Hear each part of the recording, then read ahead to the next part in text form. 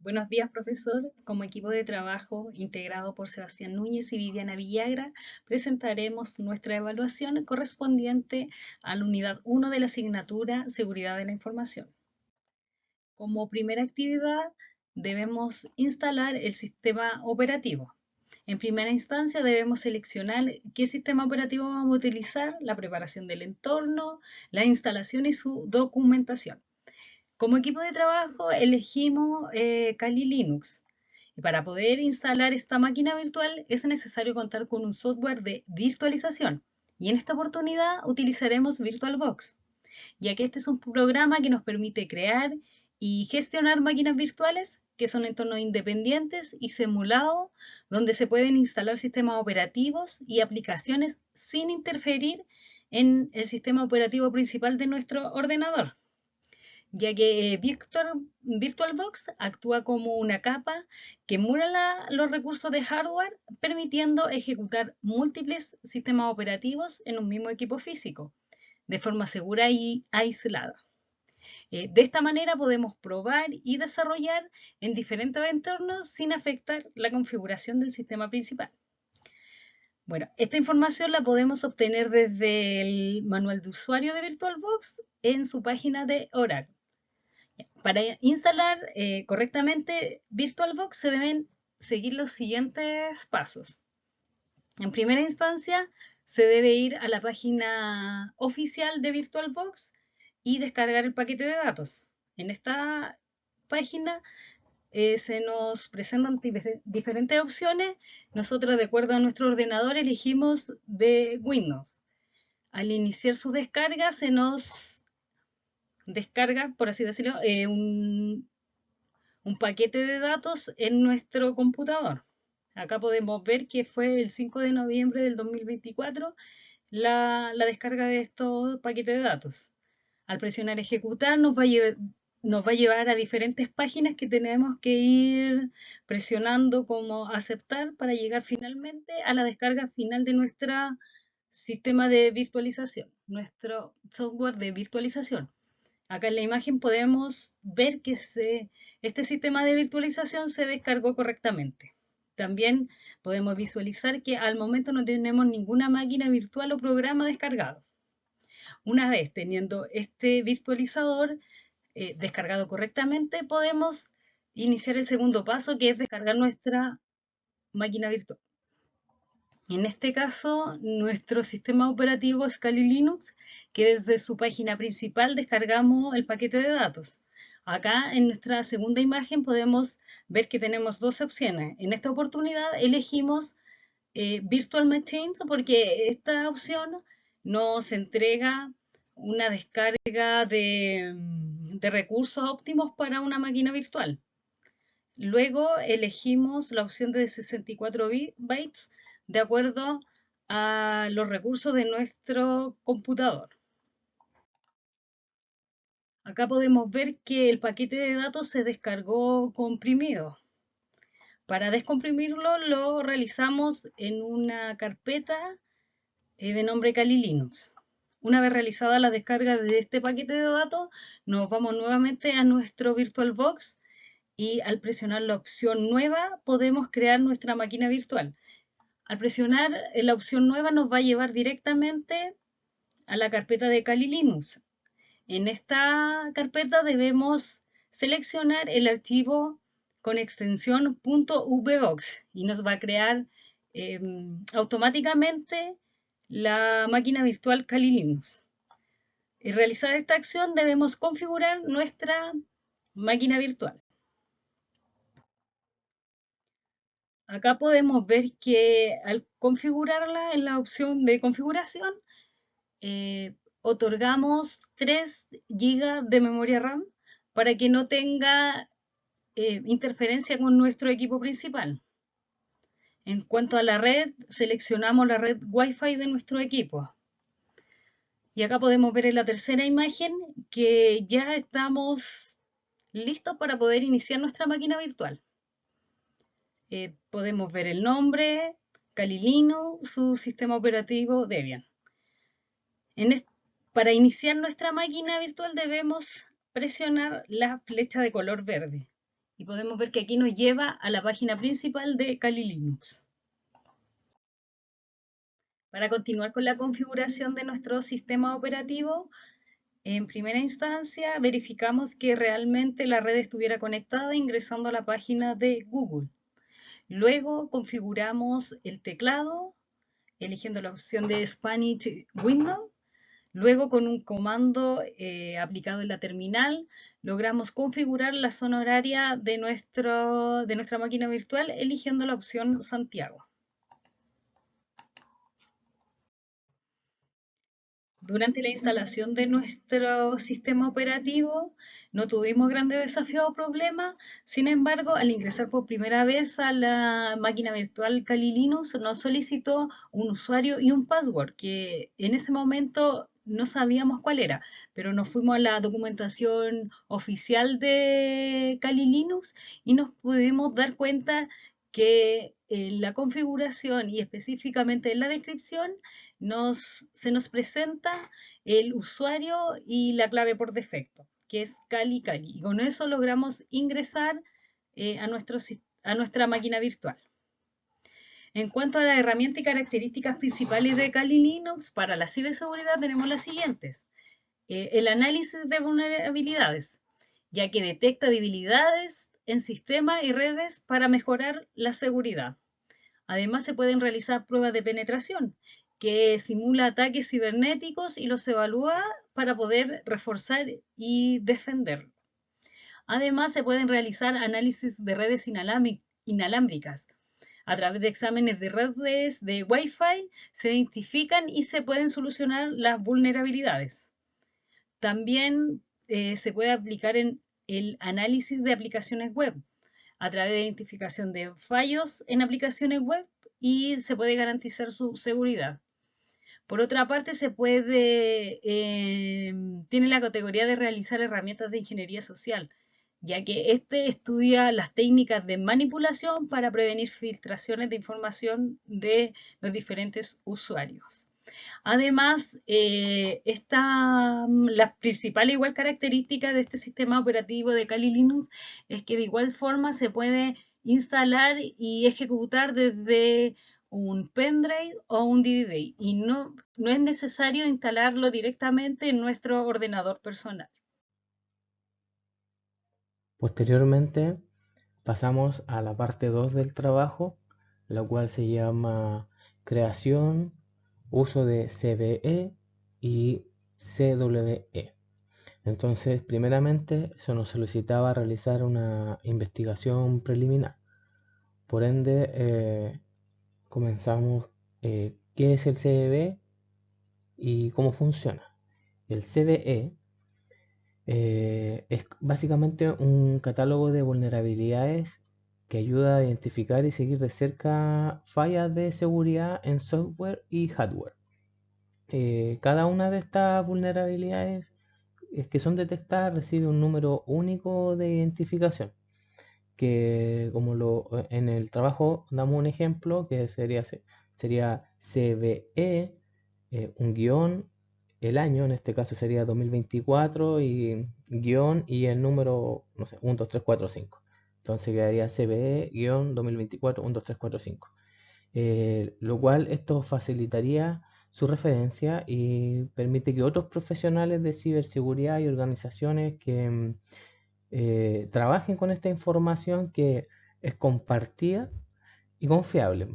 Esta estandarización resulta útil para coordinar esfuerzos y proteger los sistemas contra de ataques cibernéticos. El sistema CVE está administrado por la corporación Mitre y tiene un respaldo de la Agencia Cibernética e Infraestructura de Estados Unidos que se abrevia CISA. CISA. Las vulnerabilidades identificadas se organizan en una base de datos central y a esta se le asigna una puntuación conocida como CVSS, Common Vulnerability Scoring System, que ayuda a priorizar cuáles son las más graves y las que necesitan una atención urgente. Cuando se describe, o sea, cuando se descubre una vulnerabilidad, una organización puede solicitar su inclusión en el sistema de CVE tras una evaluación primeramente, y si esta evaluación se aprueba, el CVE queda registrado y accesible públicamente a través de la plataforma NPD, que es National Vulnerability Database, donde cualquiera puede consultarlo y obtener información sobre cómo protegerse de este ataque específicamente. Posteriormente, continuando con el trabajo, un ítem era llamado comprender la estructura de identificador del CVE y su relevancia en la identificación de vulnerabilidades. Cada vulnerabilidad de este sistema CVE tiene un identificador único que sigue una estructura, como ya lo veníamos explicando, y básicamente es el CVE siempre, el año y el número. Esta estructura es sencilla pero muy efectiva. Primero el prefijo CVE, valga la redundancia, se muestra que muestra el número del catálogo al que pertenece esta vulnerabilidad. Luego el año, que refleja cuándo se registró esta vulnerabilidad, porque ya próximamente vamos a cambiar al 2025. Entonces, y un número secuencial de la identificación de forma única dentro de este año. Es como el ejemplo de los parámetros que habíamos hablado anteriormente. Entonces quedaría más o menos, si fuese el primero de este año, CVE 2024, o sea, CVE-2024-01, el primero, y así sucesivamente. De esta forma, como queda estandarizado, de nombrar las vulnerabilidades es clave en ciberseguridad. Cada identificación única permite que los equipos de seguridad, desarrolladores y empresas hablen el mismo idioma. Al referirse a amenazas específicas, además facilita el seguimiento de cada vulnerabilidad y ayuda a priorizar las acciones de mitigación, permitiendo una respuesta más rápida y precisa en caso de errores que sean críticos. Entonces, después, avanzando con el trabajo, se nos pedía que identificáramos vulnerabilidades. Utilizamos uno de los links que se nos dio, que era el cbbdetails.com, donde de ahí uno seleccionaba una vulnerabilidad, que en este ejemplo era todas las que tuviesen relación con Windows 10. Entonces, en la página eh, escribimos y buscamos todas las vulnerabilidades asociadas a Windows 10. Estas aparecen, y luego de esas el trabajo solicitaba que las ordenáramos de mayor a menor.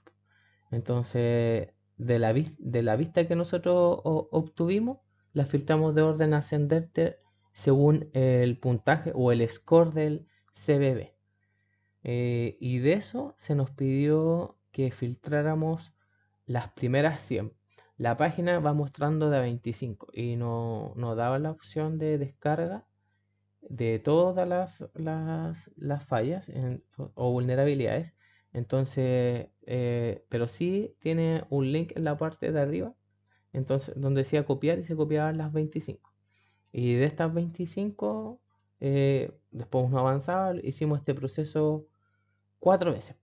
Y de ahí nosotros filtramos los datos obtenidos, determinando cuáles son los tipos de vulnerabilidades que más se producen, y le ordenamos la lista otra vez con este orden ascendente. Pero lo que nos dimos cuenta es que, como ven en la imagen número 2 que está en la PPT, tuvimos que agregar unas columnas al Excel que descargamos, porque después había que entrar a cada vulnerabilidad, y en la parte de arriba estaba el CVE y en la parte inferior de la página el CWE. Entonces eran distintos. Entonces, uno era un número y el otro era cuál era la vulnerabilidad.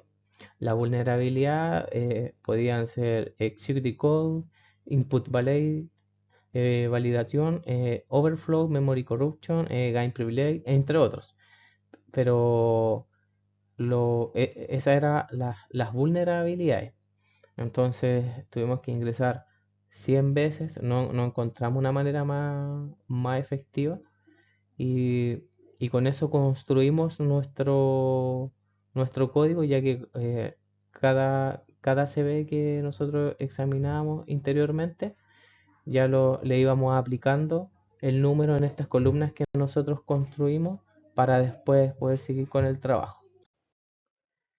Después de haber terminado de construir nuestra base de datos en Excel, ya con todos los datos, tanto con vulnerabilidades como debilidades, contestamos las siguientes preguntas que seguían en el trabajo, donde señalaba que teníamos que mostrar las tres primeras debilidades de mayor a menor. Construimos la tabla completa, pero como se ve en la primera tabla, las tres primeras vulnerabilidades son el Executive Code y el Input Validation y el Overflow con 41, 23 y 10. En este caso, en el tercer lugar, Overflow y Memory Corruption empataron con 10 dentro, cabe recalcar que dentro de los primeros 100 resultados obtenidos, porque seguramente si seguíamos bajando documentos, pues estos números puede que hayan cambiado, pero como se solicitaron 100,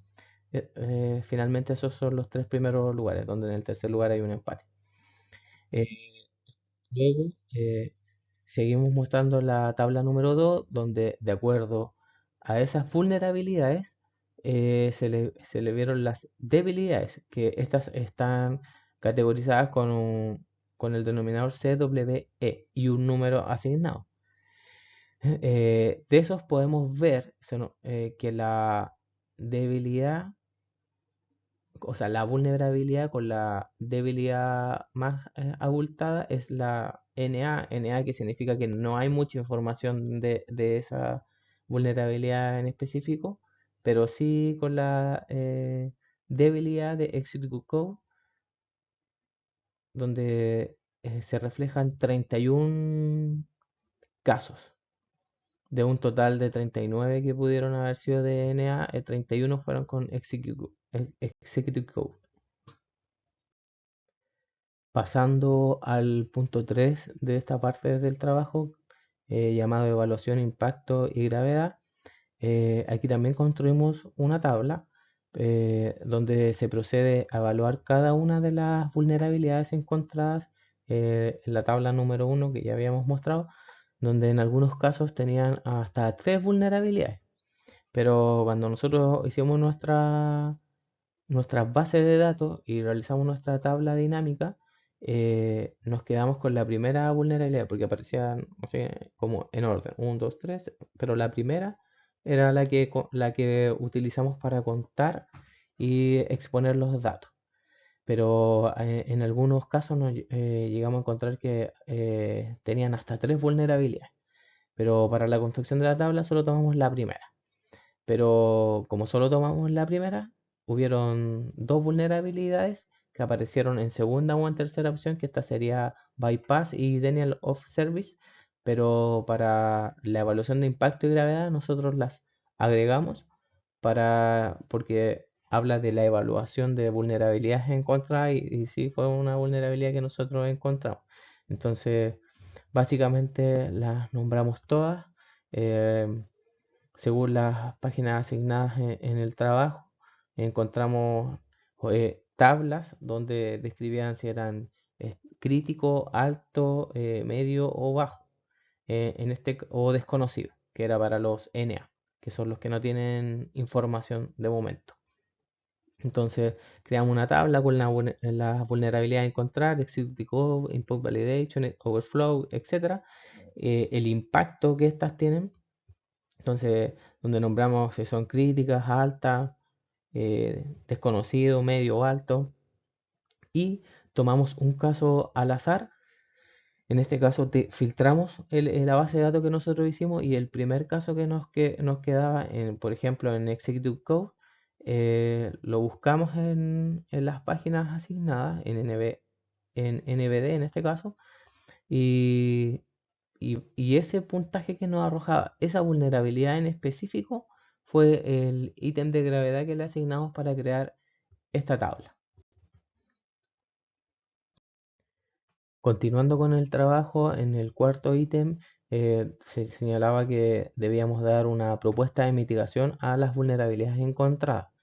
Las vulnerabilidades encontradas son las que mostramos en la PPT y comenzamos con Exit Go, que para evitar que el atacante ejecute comandos maliciosos en nuestro sistema es fundamental tener todo actualizado, aplicar parches y actualizaciones de seguridad con la debida regularidad para que se cierren las puertas a muchas de estas vulnerabilidades, además de segmentar la red y establecer controles de acceso y ayuda a recibir, que esto ayudaría bastante a reducir el impacto si ocurre algún ataque. Después en el input validation, las entradas de los usuarios son una posible vía de entrada para ataques si no se validan correctamente. Entonces hay que implementar reglas estrictas de validación de datos como listas blancas y proteger el código contra inyecciones SQL y ataques de script. Eso es clave. También es útil utilizar herramientas de seguridad que identifiquen entradas que sean sospechosas. En el overflow, las vulnerabilidades de desbordamiento como el water overflow pueden permitir que la ejecución de código no autorizado, al revisar este código, utilizar técnicas de programación segura, podamos ayudar a prevenir este tipo de fallos. Entonces, adicionalmente, si contamos con sistemas de detección que monitoreen estos comportamientos inusuales en tiempo real, puede alertar sobre posibles ataques. El Memory Corruption, estas fallas de corrupción en la memoria pueden ser bastante peligrosas ya que permiten que un atacante manipule la memoria del sistema. Entonces nosotros debemos utilizar herramientas de análisis para detectar estos errores en el código y proteger la memoria, pero en tiempo de ejecución. Esto es fundamental. Aplicar parches también para ayudar a resolver problemas específicos de esta naturaleza. El Game Privilege, simplemente hay que limitar los permisos de usuario y servicio, ayuda a reducir bastante el impacto de un ataque si un atacante intenta elevar sus privilegios. Seguir el principio de privilegio mínimo y auditar regularmente los permisos que son asignados, esa es una práctica importante. Además de instalar parches que solucionen vulnerabilidades de privilegio que son esenciales para mantener el control. El denial of service, los ataques de denegación al servicio pueden ralentizar o detener prácticamente el sistema de configuración de los firewall y sistemas de prevención de intrusiones. Ayuda a identificar y bloquear estos intentos. También es recomendable implementar mecanismos que nos limiten la cantidad de solicitudes del sistema, evitando que se sature y se vuelva inaccesible.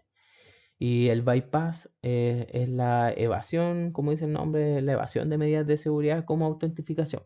Pero estas se pueden porque estas pueden comprometer la integridad de nuestro sistema.